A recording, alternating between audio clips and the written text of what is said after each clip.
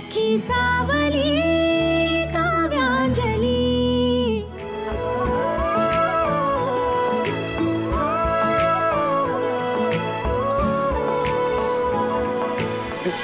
अंजली, तुम्ही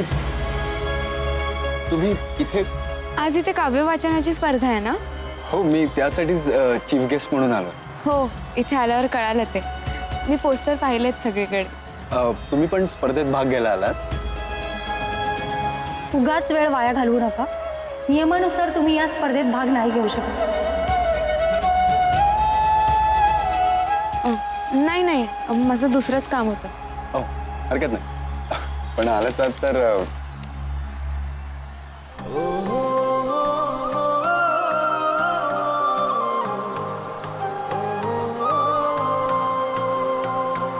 hold on.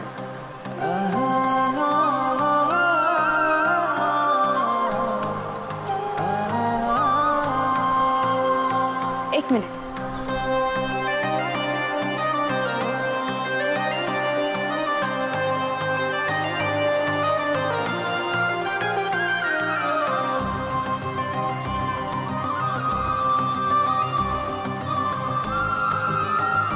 येते ना? नाही, कविता येत नसले तरी काय झालं, ऐकायला चला। मला खरंच आवडलं असतं, पण दुकानात जायचंय, उशीर होतोय। सर, तुम्ही यांना ओळखता का? हो, आमच्या नात्यातलेच आहेत, मिस अंजली। थोडा वेळ पण नाही थांबू शकत? सॉरी, पण मला उशीर होतोय। ठीक आहे, भेटू पुन्हा कधीतरी। वहिनींकडे मला निघायला हवं।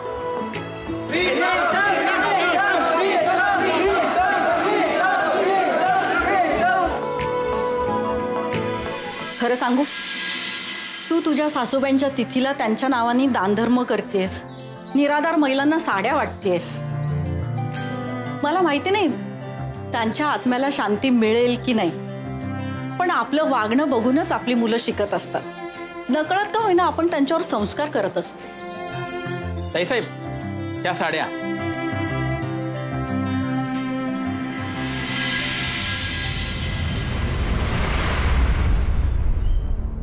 या कशा दळीद्री सुती साड्या आणल्यास तू? ताईसाहेब, साड्या तर साहेबांनी घेऊन दिलेत, मला काहीच माहित नाही। वाटलंच मला, कृष्णकांत पण ना।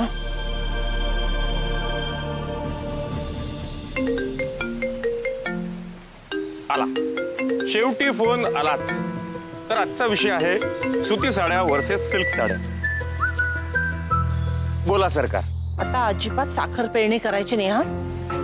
मी तुम्हाला प्युअर सिल्कच्या साड्या आणायला सांगितल्या होत्या आणि तुम्ही अशी सुती फडकी घेऊन आलात। प्रीतम गुप्तेची आई काय अशा चिंध्या दान करणार आहे का? त्याच दान कराव्या लागतील।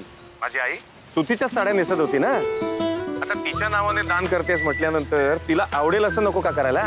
नुसता दिखावा करून ठेवला का मी हिला नेहमी समजवण्याच्या भानगडीत पडतो आणि माती खातो। आई तसा लेख भाऊ, मी या साड्या अजिबात वाटणार नाही। तुम्ही आत घेऊन जा आणि तुम्ही स्वतः वाटा आणि साहेबांचं नाव सांगा। आता काय झालं? मुद्दाम करतात ग हे। मला सांगतात की तू माझ्या आईच्या नावाने दान धर्म करतेस ना, तर माझ्या आईला आवडतील अशा साड्या वाट। अगं मग बरोबरच आहे त्यांचं। बरोबर आहे, तू पण त्यांचीच बाजू घेतेस। ताई, तुला खरंच असं वाटतं का की मी श्रीमंतीचं प्रदर्शन मांडते म्हणून? प्रदर्शन नाही ग, तू हे सगळं भीतीपोटी करतेस आणि चूकच आहे की हे। ए मधुरा, तुझे माझ्यावर केलंस ना, उद्या तेच तुझ्या बरोबर पण होणार आहे।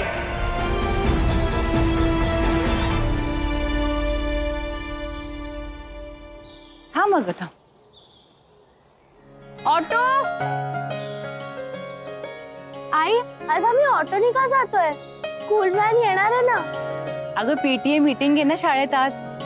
बाबा आजीला घेऊन देवळात गेलेत आणि तिथूनच ऑफिसला जाणार, म्हणून आज मी येणार आहे मीटिंग। तू येणार माझ्या पीटीए मीटिंगला? तुला येस, नो, थँक्यू ह्याच्या पलीकडे काही येतच नाही ना बोलायला। तुझ्यामुळे ना मला माझ्या सगळ्या स्कूल फ्रेंड्सच्या समोर एम्बॅरेस फील होतं। दी, तू असं का बोलतेस? डॅडालाच वेळ नाही म्हणून आई येते। जर दोघांपैकी कोणीच नाही आलं तर मिस ओरडेल। ओरडणार. डॅडू बिझी आहे असं मी ऑलरेडी मिसला सांगून ठेवलंय. आई तू नको येऊस प्लीज. निमिष व्हॅन आली बघ चल. थांब प्राचू. अगं आमच्यापैकी कोणीच नाही आलं तर टीचर्सना असं वाटेल की मुलांसाठी वेळ नाहीये आमच्याकडे, आणि हे चांगलं नाही ना. बघ मी त्यांना सांगेन की बाबांना कामामुळे वेळ मिळाला नाही म्हणून ते आले नाही. ठीक आहे ना. आई तू फक्त निमिषच्या टीचरला भेट. मी व्हॅननी जाते. बाय. प्राचू.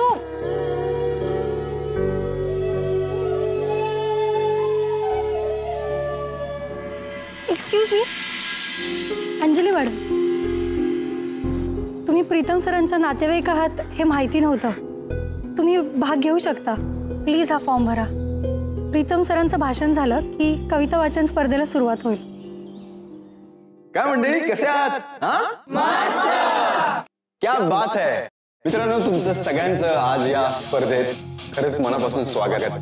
आणि ऑर्गनायझर्सनी मला इथे चीफ गेस्ट म्हणून बोलवल्याबद्दल मी खरंच त्यांचं मनापासून आभारी आहे. आजची ही स्पर्धा भरवण्यामागचा मुख्य हेतू म्हणजे नवीन टॅलेंटला संधी देणे. मित्रांनो, आता तो काळ गेला जिथे ग्लॅमर क्षेत्रात तुम्हाला संधी मिळण्यासाठी कोणतरी गॉडफादरची गरज असायची. आता तुम्हाला गरज आहे ती म्हणजे फक्त आणि फक्त टॅलेंटची. जर खरंच तुमच्याकडे टॅलेंट असेल तर तुम्हाला यशस्वी होण्यापासून कोणी थांबवू शकत नाही आणि तुम्हाला कोणत्याही वशिल्याची गरज नाही. मी इकडे माझी कविता सादर करायला आले होते. मी प्रीतमला ओळखते हे मी तुम्हाला सुद्धा सांगू शकले असते, पण मला कुणाच्याच वशिल्याने प्रवेश मिळवायचा नव्हता. मी एक नवकवी म्हणून स्पर्धेत भाग घ्यायला आले होते, प्रीतमचे नातेवाईक म्हणून नाही. सक्सेस, यश याकडे जाणारे मार्ग बरेच असतात, पण एक लक्षात ठेवा, जेवढी चॅलेंजेस मोठी तेवढा यशाचा आनंद सुद्धा मोठा. आज मी या स्पर्धेत भाग घेऊन जरी जिंकले ना तरी मला त्यात आनंद मिळणारच नाही, कारण तुम्ही मला बाकीच्या लोकांसारखी एक सामान्य स्पर्धक म्हणून नाही तर प्रीतमची नातेवाईक आहे म्हणून विजेते ठरवले असंच वाटेल मला. आणि मी आजपर्यंत कोणाची ओळख घेऊन काहीच केलेलं नाही आणि यापुढे करणार नाही. जे करेन ते स्वतःच्या हिमतीवर करेन. एकदा मी एका स्पर्धेत जिंकलो होतो आणि त्यावेळी मला जो आनंद झाला ते पाहून आई मला प्रत्येक स्पर्धेत भाग घ्यायला सांगायची. अशी एकही स्पर्धा नव्हती जिथे आईने मला नेलं नाही आणि स्पर्धेत भाग घेण्यासाठी प्रोत्साहन दिले. मग भले मला बक्षीस मिळो न मिळो मला त्याची पर्वा नसायची, पण मी भाग घेतलाय याचा आईला जो आनंद वाटायचा ते पाहून मला बक्षीस जिंकल्यासारखं फील घ्यायचं. त्यामुळे आज मी जे काही आहे ते माझ्या आईमुळे. माझ्या अक्काईची इच्छा होती की माझ्या कविता अख्ख्या जगाने ऐकल्या पाहिजे आणि तेच स्वप्न पूर्ण करायला आज मी इथे आले होते, बक्षिसासाठी नाही.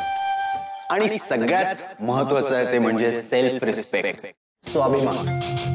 जर तुम्ही स्वाभिमानी असाल तर तुम्ही काहीही साध्य करू शकता.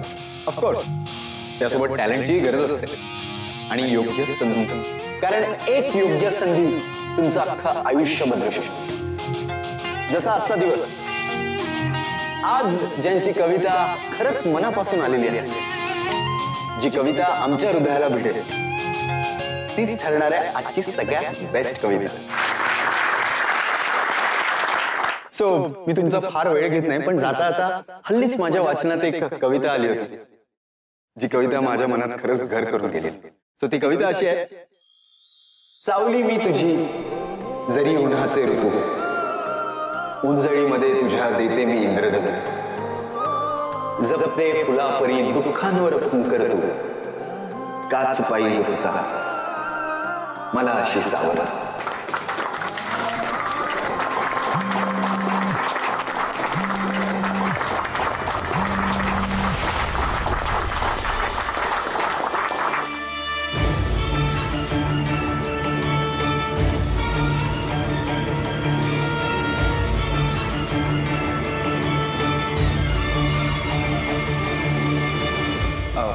सॉरी मित्रांनो, मला एक जरा इमर्जन्सी आली आहे, मला निघावं लागेल. I sorry.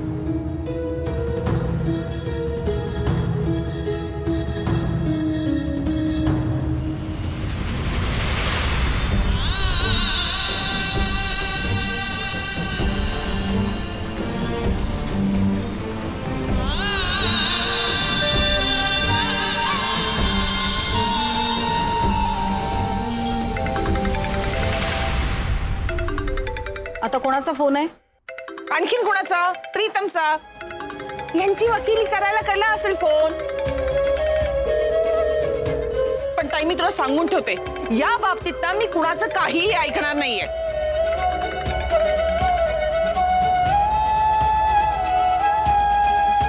फोन का नाही उचलती आई?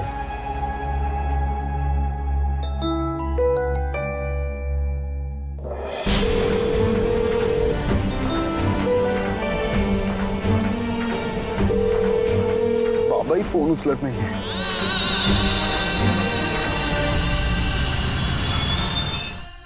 अगं पण स्पर्धा इतक्या लवकर कशी काय संपली? अच्छा अच्छा, तिथे असं झालं असेल ना की लाडूची कविता ऐकल्यानंतर तिथे सगळे इतके खुश झाले की थेट निकालच जाहीर केला. नाही अक्काई, मी तिथे गेले होते पण मी कविता वाचलीच नाही. का ग? अक्काई, तू म्हणालीस म्हणून तुझ्या आनंदासाठी मी तिथे गेले. आणि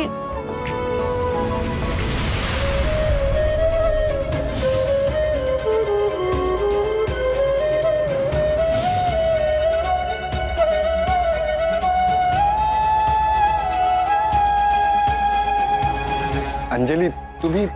सर तुम्ही यांना ओळखता का? हो, आमच्या नात्यातलेच आहे. तुम्ही प्रीतम सरांच्या नातेवाईक आहात हे माहिती नव्हतं. तुम्ही भाग घेऊ शकता. अक्काई, मी कुणाच्या वशिल्याने गेले असते, ते तुला आवडलं असतं का? अजिबात नाही. मलाही ना तू कुणाच्या तरी वशिल्याने पुढे जावीस असं अजिबात वाटत नाही. उलट तुझ्या हुशारीच्या जोरावर तुझी प्रगती झाली ना तर मला तुझं जास्त कौतुक वाटेल. मला माहित होतं म्हणून मी नाही गेले. पण तुला एक सांगू लाडू, माझी ना फार इच्छा आहे की लोकांनी तुझ्या कविता ऐकाव्यात, तुझं कौतुक करावं. मला फार आनंद होईल. खरं सांगू का अक्काई, लोकांच्या कौतुकाचं मला इतकं काही वाटत नाही. पण तू माझी कविता ऐकतेस, त्या समजून घेतेस आणि माझं खूप कौतुक करतेस. हेच माझ्यासाठी सर्वात मोठं बक्षीस आहे. तू ना जिभेवर साखर पेरूनच जन्माला आलीस, हो ना? झालं का तुझं गोड गोड बोलून? झालं असेल तर गोड गुलाबजाम केलेत ते खा. अक्काई, ऑर्डर होती का कुठे? नाही ग, घरीच बनवले. अगं यांना रोज काही ना काही डब्यात गोड द्यावंच लागतं ना, आणि त्यांना ना माझ्या हातचे गुलाबजाम फार आवडतात. मग घरीच केले. हे बघ, 100 वर्ष आयुष्य आहे. गुलाबजाम छान झालेत हे सांगायलाच फोन केला असेल. हॅलो, गुलाबजाम छान झालेत, हो ना? कसले गुलाबजाम? आज टिफिन तरी दिलायस का तुम्हाला? हो हो, मी हातातच दिला होता तुम्हाला.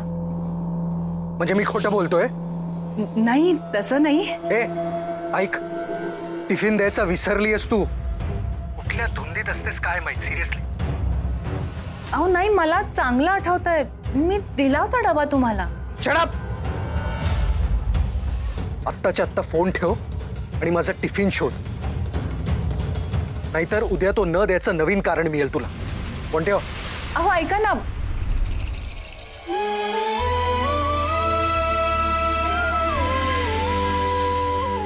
अक्काई, अगं काय झालंय? भाऊजी एवढे का चिडलेत? मला सगळं ऐकू येत होतं. काही नाही ग, मीच गडबडीत त्यांना सकाळी डबा द्यायचा विसरले बहुतेक. अगं पण ठीक आहे ना, इतकं काय त्यात? एवढं कोणी रागवतं का कोणावर? आणि अक्काई, भाऊजी तुझ्याशी कधीतरी प्रेमाने बोलतात का ग? गबग लाडू, अगं माणूस सकाळपासून काम करतोय आणि जेवणाच्या वेळी डबाच नाही म्हणल्यावर कोणाची पण चिडचिड होईल ना.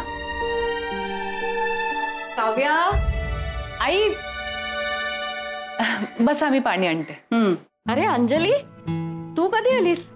थोड्या वेळापूर्वीच आले. बरोबर, हे घ्या आई. कसं झालं देवदर्शन? छान.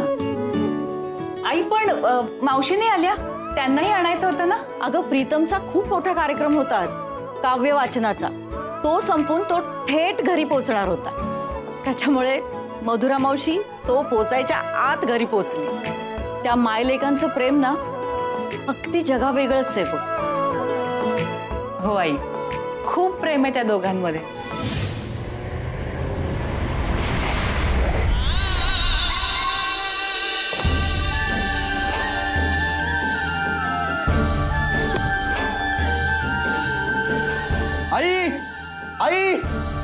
आई ए अत्तू आई कशी आहे? नाही किती लागले तिला? अरे प्रीतम, कार्यक्रम लवकर संपला वाटतं. बाबा तुम्ही इथे तर मग आई जवळ कोण आहे? आणि मी किती वेळ झाला फोन करतोय, कोणी फोन का नाही उचलत आहे माझा? प्रीतम रिलॅक्स. वहिनीला काहीही झालेलं नाहीये, ती एकदम व्यवस्थित आहे. तू काय बोलते? एवढे मिस कॉल्स? तू ठीक आहेस? आई तू बरी आहेस का? अरे मला काही नाही झालं, पण तू इतक्या लवकर कसा आलास इव्हेंट पण? Everything okay? सगळं ठीक आहे ना? मला एका अननोन नंबर वरून मेसेज आला होता. हे बघ, तुमच्या आईचा ऍक्सिडेंट झालाय.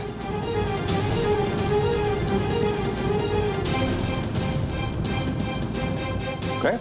हो, म्हणूनच तर मी इव्हेंट सोडून पळत पळत आलो. काय फाजील पडाय? कोणीतरी मुद्दाम तुझ्या प्रोग्राम मध्ये ना विघ्न आणायचा प्रयत्न करतोय. चल आपण पोलीस कंप्लेंट करूया. खरं अशी मस्करी करताय कोण? चला. एक सेकंड. मला माहिती आहे कोणी केलं.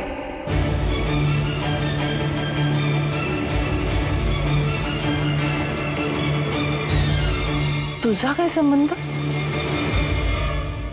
कारण माझ्या फ्रेंडनीच केलाय हा मेसेज. काय? ऍक्च्युली माझी आणि माझ्या फ्रेंडची ना बेट लागली होती. वहिनीचा एवढा मोठा ऍक्सिडेंट झालाय हे ऐकल्यानंतर प्रीतम त्याचा एवढा महत्वाचा इव्हेंट सोडून इथे येतोय की नाही याची.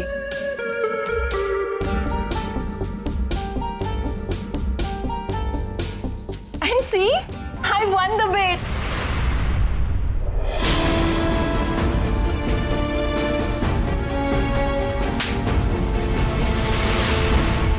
आई मधु,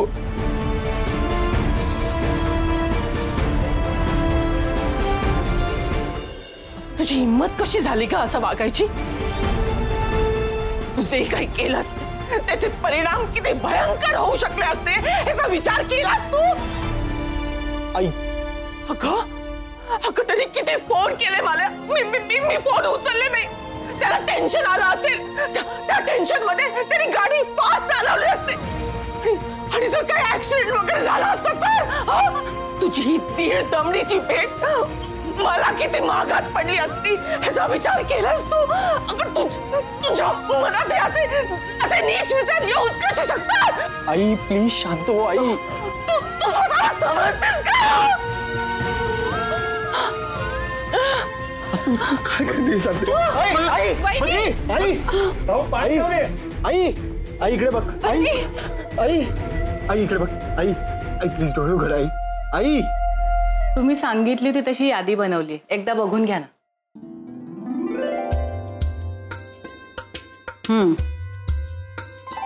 ओके ठीक आहे. हे बघा, ही पाहुण्यांची यादी तयार केली आहे. तुमच्या नजरेखालून घाला जरा, म्हणजे कुणी राहायला नको ना. कोणी केली? काव्याने केली आहे ना, मग बघायची गरज नाही. तिचं काम चोख असतं हे माहिती नाही का मला? बरं, तुम्ही डायबिटीसच्या गोळ्या घेतल्या का? विसरलात ना? विसरलो. काय ग काव्या, तुला किती वेळा सांगितलं ह्यांच्या डायबिटीसच्या गोळ्या वेळच्या वेळी देत जा. काम चुकारपणा करत जाऊ नको. हं? कितीदा सांगायचंय तुला?